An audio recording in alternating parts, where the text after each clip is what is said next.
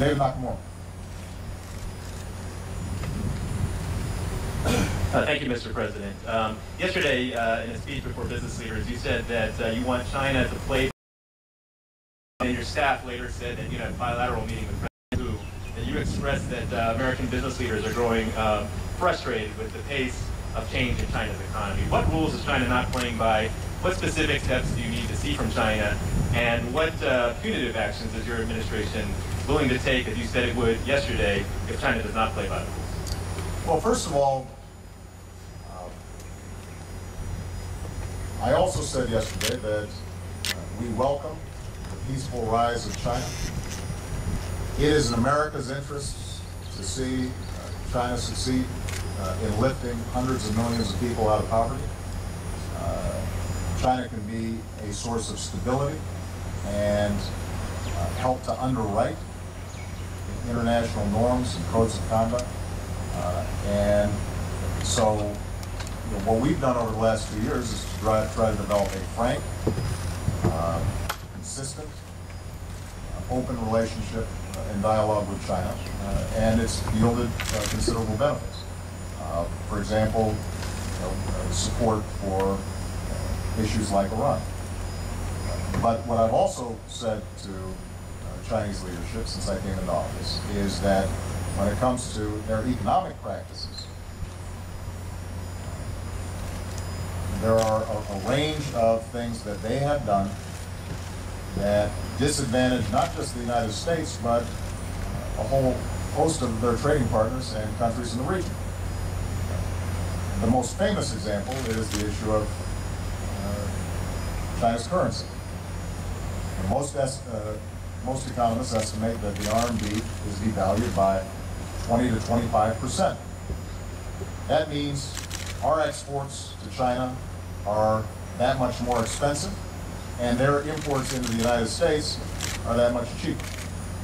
Now, there's slight improvement over the last year, partly because of U.S. pressure, but it hasn't been enough. And it's time for them to go ahead and move towards a market-based system for their currency. We recognize they may not be able to do it overnight, but they can do it much more quickly than they've done it so far. And by the way, that would not necessarily be a bad thing for the Chinese economy, because they've been so focused on export-driven growth that they've neglected domestic consumption, building up domestic markets. It makes them much more vulnerable to shocks in the global economy. It throws the whole world economy out of balance because they're not buying as much as they could be from other countries. This is not something that's inconsistent with where Chinese leadership say they want to go. The problem is that you've got a bunch of export producers in China who like the system as it is. And making changes are difficult for them politically. I get it, but the United States and other countries, I think understandably, feel that enough's enough. That's not the only concern we have. Intellectual property rights and protections. Companies that do business in China consistently report problems in terms of intellectual property not being protected. Now that's particularly important for an advanced economy like ours, where that's one of our competitive advantages. Is we've got great engineers, great entrepreneurs. We're designing extraordinary new products, and if they get no protection, and the next thing you know, China's operating as a low-cost producer and not paying any fees or revenues to folks who invented these products, that's a problem. So those are two examples, but there are a number of others. These practices aren't secret. I think everybody understands that they've been going on for quite some time. Sometimes American companies are wary about bringing them up because they don't want to be punished in terms of their ability to do business in China. But I don't have that same concern, so I bring it up. And in terms of enforcement, the other thing that we've been doing is actually trying to enforce the trade laws that are in place. We've brought a number of cases. One that the U.S. press may be familiar with are the cases involving U.S. tires, where we brought very aggressive actions against China and won. And as a consequence, U.S. producers are in a better position, and that means more U.S. jobs. So I think we can benefit from trade with China. And I want certainly to continue cultivating a constructive relationship with the Chinese government. But we're going to continue to be firm in insisting that they operate by the same rules that everybody else operates under. We don't want them taking advantage of the United States or U.S. businesses. J-Tech.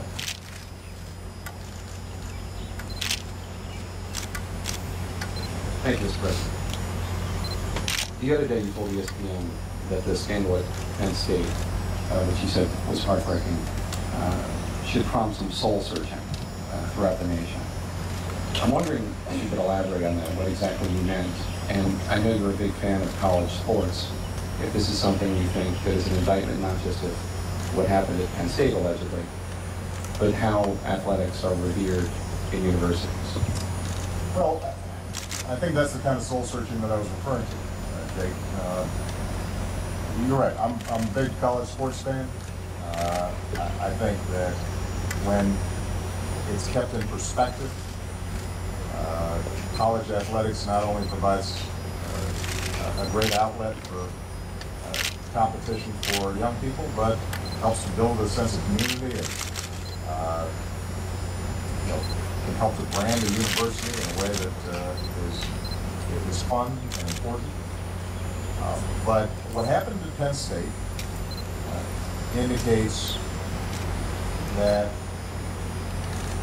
at a certain point, folks start thinking about systems and institutions and don't think about individuals. And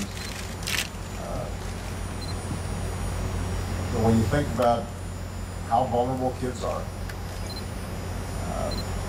for the alleged facts of that case to have taken place, and for folks not to immediately say nothing else matters except making sure that those kids are protected, that's a problem. It's not unique to a college sports environment. I mean, we've seen the problems in other institutions that are equally heartbreaking. Not all of them involve children, by the way. I mean, there have been problems, obviously, with respect to sexual abuse or assault directed against women, where institutions sort of close ranks instead of getting on top of it right away. And that's why I said I think all institutions, not just universities or sports programs, have to step back and take stock and make sure that we're doing everything we can to protect people who may be vulnerable in these circumstances, but also just keep in mind what's important. Keeping and making sure that our excitement about a college sports program doesn't get in the way of our basic human response when somebody's being hurt. And you know, it's been said that evil can thrive in the world just by good people standing by and doing nothing. And all of us, I think, have occasion where we see something that's wrong. We've got to make sure that we step up. That's true in college athletics. That's true in our government. That's true everywhere. Juliana Gold.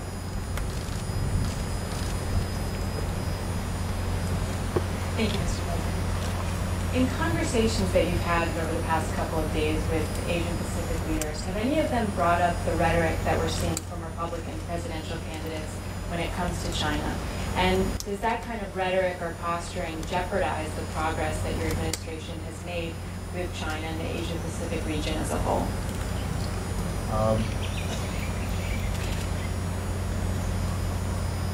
You know, I think most leaders here understand that politics is not always measured or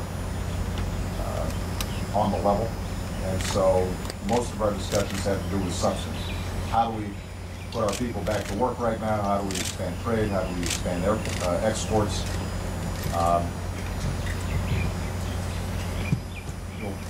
I've been very frank with Chinese leaders, though, in saying that the American people across the board, left, right, and center, believe in trade, believe in competition. We think we've got the best workers in the world. We think we've got the best universities, the best entrepreneurs, the best free market. We're ready to go out there and compete with anybody. But there is a concern across the political spectrum that the playing field is not level right. And so, in conversations with President Hu and others, what I tried to say is we have the opportunity to move in a direction in which this is a win-win. China's benefiting from trade with the United States. The United States is benefiting as well. Jobs are being created in the United States, not just in China. But right now things are out of kilter. And that is something that is shared across the board, as we saw with the recent vote on the Chinese currency issue in the Senate. And you know, I think leaders in the region understand that as China grows, as its economic influence expands, that the expectation is that they will be a responsible leader in the world economy, which is what the United States has tried to do. I mean, we try to set up rules that are universal, that everybody can follow, and then we play by those rules, and then we compete fiercely. But we don't try to game the system. That's part of what leadership's about. China has the opportunity to be that same type of leader. And as the world's second largest economy, I think that's going to be important not just for this region, but for the world. But that requires them to take responsibility, to understand that their role is different now than it might have been 20 years ago or 30 years ago, where if they were breaking some rules, it didn't really matter. It did not have a significant impact. You weren't seeing huge trade imbalances that had consequences for the world financial system. Now, they've grown up, and so they're going to have to help manage this process in a responsible way. Laura Mecklen. Thank you, Mr. President. Why did you get rid of the aloha shirts and the grass skirts? Are you at all concerned that it not appear that you're having a party over here while so many people are living with such a tough economy? And wondering if those perceptions were at all in your mind as you were making plans for this trip, which by necessity takes you to some pretty exotic and fun locations. Yeah. I got rid of the Hawaiian shirts because I had looked at pictures of some of the previous APEC meetings and some of the garb that had appeared previously, and I thought this may be a tradition that we might want to break.